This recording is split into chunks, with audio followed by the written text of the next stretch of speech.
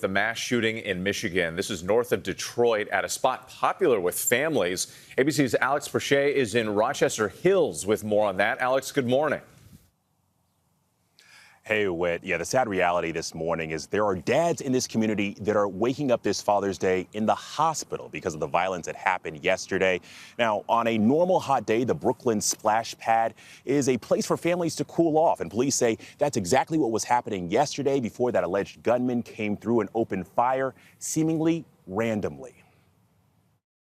It's going to be at the Brooklyn splash pad. This morning, authorities investigating the terrifying moments in Michigan after a shooter opened fire at a splash pad park, injuring at least 9 people, including children. The shooting happened in Rochester Hills Saturday afternoon, roughly 25 miles north of Detroit. The Oakland County Sheriff says it took less than 2 minutes to respond, and in that short time, deputies arrived to multiple victims. Under no circumstance in this country, particularly in Rochester Hills, should fathers be spending Father's Day in a hospital. The youngest, a 4-year-old boy. His 8-year-old brother and their mom also hurt, both in critical condition.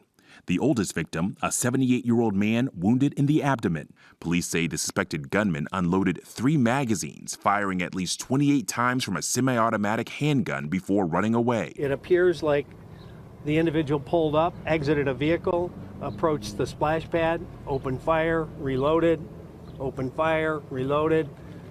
left. Deputies used drones to find the alleged gunman barricaded in a home, eventually breaching it, where they found what they believed to be an AR-style weapon on the kitchen table.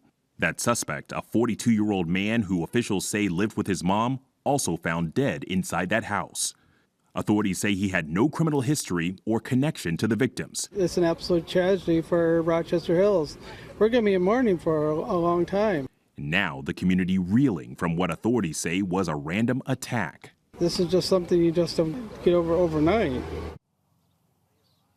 The Oakland County Sheriff has called this shooting a, quote, punch in the gut. And as his investigation continues, there are several key questions about those firearms. And then also, Janae, were there any warning signs? Alex, I just spent a day with my kids out in the summer sun. So when I read this after putting them to bed about a splash pad, I know so many parents are just like devastated hearing that. Thank you for that update.